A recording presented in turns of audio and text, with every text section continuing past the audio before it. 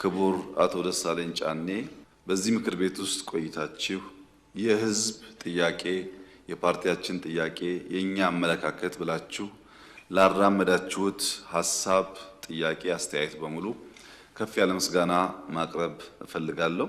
አንዳንዶቻችሁ በሚቀጥለው ምክር ቤት ከኛ ጋር የማትቀጥሉ መሆኑን የዘንድሮ ምርጫ ያሳየ ቢሆንም ክቡር የብልጽግና አባላት ሆናችሁ ላለፉት 5 ዓመታት ድርጅት ህዝብና መንግስት የሰጣችሁን ኃላፊነት በታላቅ የኃላፊነት ስሜት ስታገለግሉ ቆይታችሁ በሚቀጥለው ምክር ቤት ዘመን በምክር ቤት አባልነት የማትቀጥሉ ነገር ግን የብልጽግና አባል ስለሆናችሁ የመንግስቱ አካል ሆናችሁ በተለያየ ደረጃ ለምታገለግሉ የፓርቲያችን አባላት ላለፉት 5 ዓመታት ለነበራችሁ አገልግሎት ድርጅታችን እንዲሁም መንግስት ከፍተኛ ክብርና ምስጋና ያለው መሆኑን ልገልጽላችሁ ፈልጋለሁ።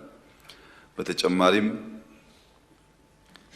በተፎካካሪ ፓርቲ ተወክላችሁ ላለፉት 5 ዓመታት በእውቀታችሁ፣ በአቅማችሁ፣ በመሻታችሁ ልክ ሀገራችሁን ያገለገላችሁ በዚህ ምክር ቤት ውስጥ ድምጻችሁን ያሰማችሁ ለምሳሌ ክቡር አቶ ባርጤማ ፈቃዱና የኢዜማ ፓርቲ አባላት በሙሉ እንዲሁም ክቡር አቶ ደሳለኝ ጫኔና የአብን ፓርቲ አባላት በሙሉ ዶክተር መብራቱ አለሙ እና ሌሎችም የተፎካካሪ ፓርቲ አባላትና የግል ተወዳዳሪዎች ላለፉት 5 ዓመታት በዚህ ምክር ቤት ውስጥ ቆይታችሁ የህዝብ ጥያቄ፣ የፓርቲያችን ጥያቄ፣ የኛ አመለካከት ብላችሁ ላራመዳችሁት ሐሳብ፣ ጥያቄ፣ አስተያየት በሙሉ ከፍ ያለ ምስጋና ማቅረብ እፈልጋለሁ። አንዳንዶቻችሁ በሚቀጥለው ምክር ቤት ከኛ ጋር የማትቀጥሉ መሆኑን የዘንድሮ ምርጫ ያሳየ ቢሆንም ክቡር አቶ ደሳለኝ ጫኔ የመጨረሻ ያሉት ንግግር የመጨረሻ ባይሆን የመንግስት ምኞት መሆኑንና ከምክር ቤት ውጪ እነዚህ አባላት ከመንግስታችን ጋር በጋራ ሆነን ኢትዮጵያን እንድናገለግል በተከበረው ምክር ቤት ፊት ጥሪ ላቀርብላችሁ ፈልጋለሁ። መንግስታችን እናንተን አካቶ ኢትዮጵያን ማልማት ይፈልጋል። ኢትዮጵያ የጋራ ሀገራችን ናት። እኛም እናንተም ልጆቿ ነን። በምክር ቤት ብቻ ሳይሆን በተለያየ ዘርፍ ተባብረን ኢትዮጵያ እንድናበለጽግ አብረን እንድንሰራ ጥሪ ላቀርብላችሁ ፈልጋለሁና የመጨረሻ እንዲሆን ምኞቴ አለመሆኑን ላረጋግጥላችሁ ፈልጋለሁ።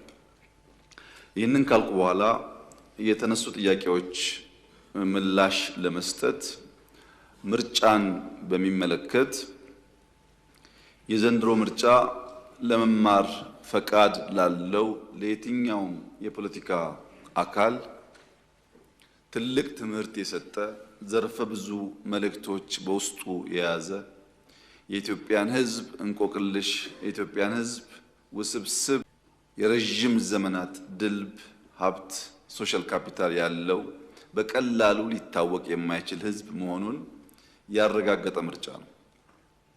ላይ ላዩን የምንናገረውና በውስጥ የሕዝቡ እምነት በምን ያክል ደረጃ የተለያየ መሆኑን ያየንበት ነው። ዘንድሮ ምርጫ ከስካሁኑ ምርጫ የሚለይ አንድ ሁነኛ ባህሪ ያለው እንደተባለው አትመዝገቡ ተብለዋል፣ የለም ብለው ተመዝግበዋል። አትደግፉ ተብለዋል፣ አትምረጡም ተብለዋል።